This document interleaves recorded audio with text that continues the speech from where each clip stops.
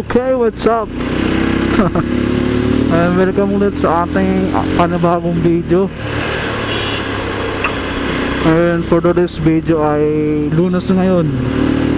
Siyempre as usual, papunta ulit ako ng Ambel.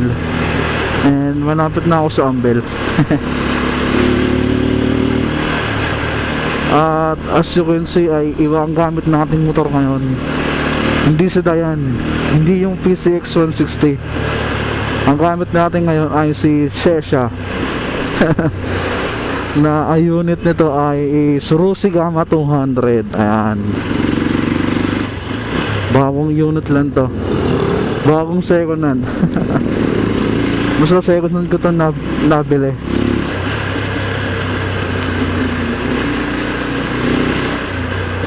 Itong Surusi Gamma na 200 is para siyang sports bike style.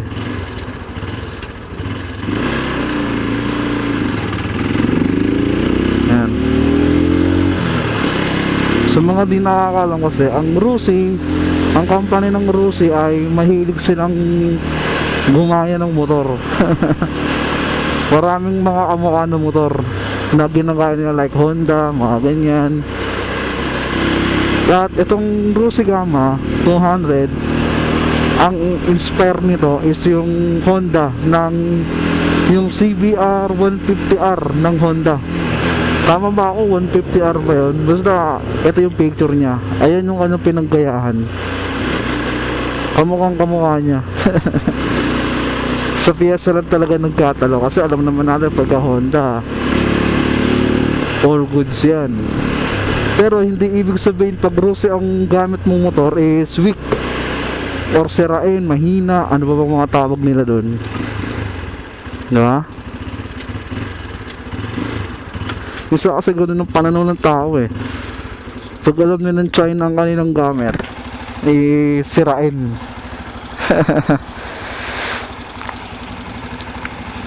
Oh, sakit. Pero yun nga, sa totoo lang, itong motor na to, ito na yung talagang matagal na gusto ko. Actually hindi ito eh, pero Rusi din siya. Kumbaga ano nito, ano bang tawag doon? Ano siya? Rusi Sigma 250. Ayun talaga ang pinakang gustong gusto. Ayan yung picture niya, yung Rusi Sigma na yan. Dami talaga lubak dito. Ba't ko naman nagustuhan ng motor na yan? Kasi mula nung natuto ako mag-manual, kasi dati hindi naman ako marunong mag-manual eh. Tinuruan lang ako ng kaibigan ko. Mula nung natuto ako mag-manual, meron ako nakitang isang vlogger na talagang sinubaybayan ko. Tapos, ang gamit ng motor is yung Sigma 250. Yung vlogger na yun, ang pangalan niya is Breezy Rider. Ayan, Rusi lover talaga siya.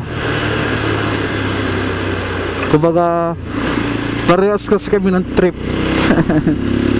Para sa akin kasi, wala sa brand yan eh. Nasa pag-aalaga yan. Kahit anong brand naman, nasisira yan eh. Kahit sabihin mong Honda pa yan, Yamaha, Suzuki or Kawasaki, lahat yan nasisira kung hindi ka marunong mag-alaga. Diba? Parang sa relasyon lang yan eh. Ang relasyon kahit gaano kaganda, pag hindi kayo marunong mag-alaga, masasira yun, mawawala yun. It's ganun din sa motor. Ba't ba napunta sa ganun? Yun na nga, doon ako inspire sa rider na yun, doon sa motovlogger na yun. It's hanggang ngayon naman, sinusubaybayan ko pa rin. Kaso, tawag dito, marami na kasi siyang naging motor kasi nga, ayun, naging ano siya, naging success, di ba? Yung kanyang Sigma na yun na 250 is minodified na niya. Hindi ko na alam kung anong latest picture nun. Ang problema naman kaya hindi ako makakuha ng ganung motor. Una-una dahil malaki sa akin. Ang laki nga kasi. Ang laki ng tingnan talaga, lalo na sa personal. Hindi lang sa malaki, mabigat pa. Ayan. Itong motor na to, nung kinuha ko to, malaki talaga sa akin to. Tingkayad ako dito. Ang height ko kasi 5'5 lang. Ayan. Tingkayad ako. Kaya ang ginawa ko, para medyo maging abot ko siya, inilowered ko yung harap, itong front shock. Ayan, makikita nyo, baba na yan. Tapos yung upuan nito, tinabasan ko. Pinaplat. Para maging abot.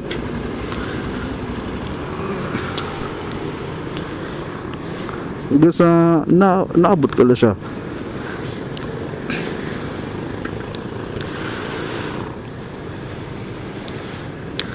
Sa experience ko nito sa pag-drive, ibang iba to.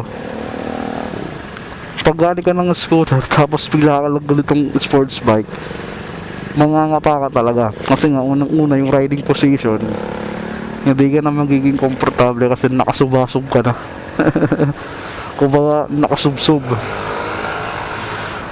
Nung unang ginamit ko to, dinala ko ng ambel, talagang nangalay ako. Ang sakit na sa balikat kasi nga nakasubasub ka, di ba?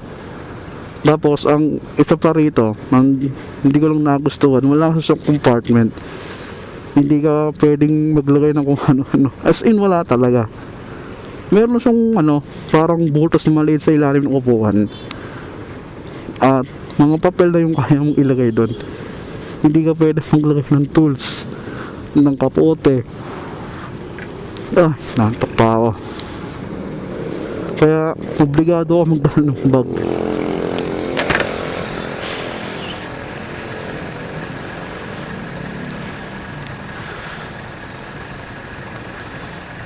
Pero sa takbuhan naman, all goods naman siya. Kahit sabihin mong Rosy, may power pa rin. Kasi nga itong 100cc ito eh. At sa gas consumption, para saan mas tipid to kumpara sa ko, PCX ko na 160. Sabagay yung PCX, yung aking kasi PCX, naka-remap na yon, nakapang-gilid pa, tapos naka-pipe niya, medyo maano sa gas. Hindi katulad itong Rosy Gamma, all stock talaga to. Carburador, tambutso, wala pa nababago sa kanya. Pero soon, mababago lahat yan. Alam nyo naman ako si upgrade. Pero pa isa-isa lang. Para sa akin, yung kay Dayan, stop na ako doon. Kumbaga, wala na akong balak baguhin sa kanya. Kung ano yung itsura niya ngayon, yun na yun. Kasi ang pananaw ko ngayon, ang goal ko ngayon, dito na ako magpo-focus kay Sesha. Kumbaga, ito na yung project bike ko. Kasi ito talaga yung pinakang gustong-gusto ko motor, yung ganitong itsura. Kahit Rosy, okay lang sa akin. Hindi naman kasi ako makakita sa mga bagay eh. Basta't nagiging masaya kasi isang bagay, maliit man o malaki, sulit yun para sa'yo. Kaya itong motor na to, na-appreciate ko to para sa akin.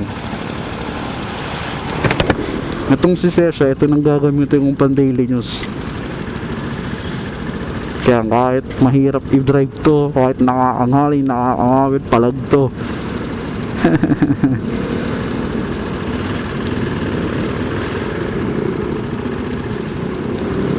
Maraming pa akong babaguhin dito, i-modified. Pero yun nga, sa isa-isa lang.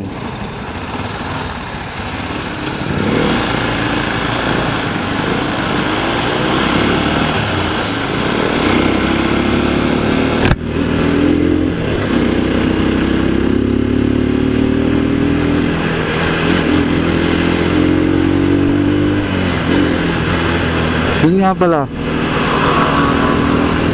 yung Sigma 250 at saka yung itong Rosy Gamma 200, ang pinagkaya ba kasi nila, siyempre unang-una yung replace, yung UCC, ito 200, yung isa 250. Tapos sa transmission, ang Sigma meron siyang 6-speed transmission, samantalang itong gamit kong Gamma hanggang quinta lang siya, o 5-speed.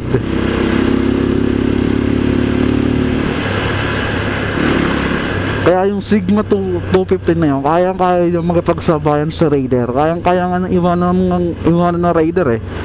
Depende sa pagmamaneho. Depende sa hinete kung marunong. Kasi ang Sigma naka 6 ton na yan.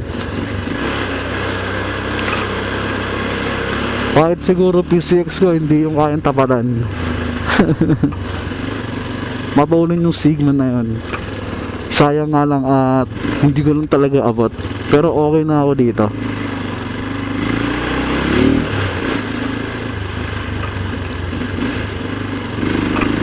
So ayan, nasa Amber na tayo. Nung oras na ba? 6:40. Wala kasing orasan tong ano ko eh, motor.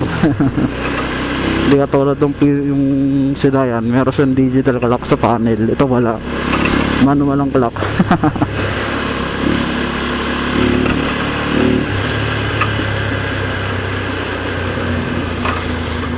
Mula nung pinalowered ko to, yung harap, tapos pinatapos yung upuan ng flat, medyo naging na rin, komportable. Medyo nawawala na yung pangangalay. Oh, baka lang nasanay na lang ako.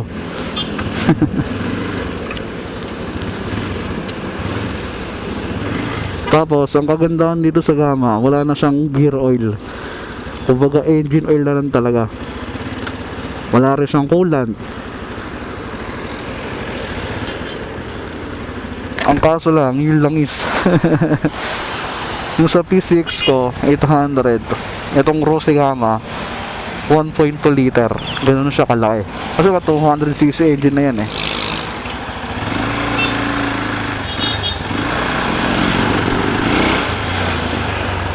Mas lalo na yung Rose Sigma, alam ko parang nasa 1.4 liters yata yun ang nilalagay doon.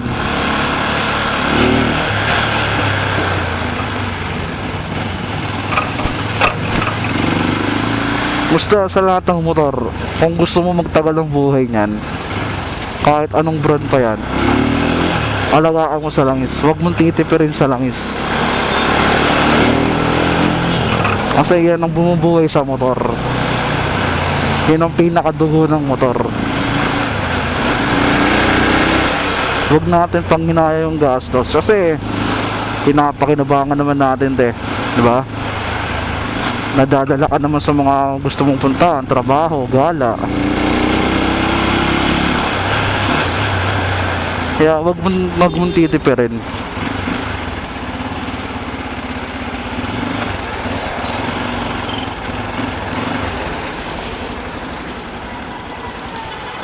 Yan, liligo na lang tayo dito sa no? Sa Ambel.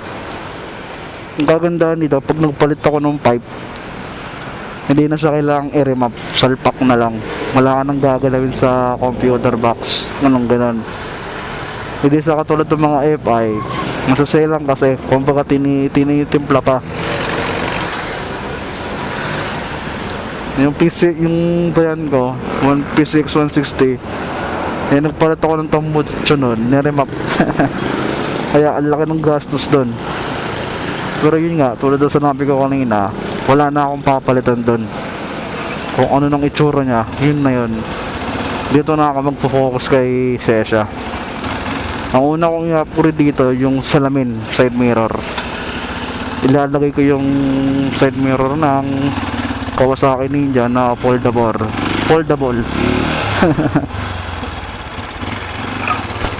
Ayan, nandito lang tayo sa Ambel. At dito na natin itong tatapusin itong video na to. Salamat ulit sa mga nanood at sa mga manonood pa. Yeah, see you.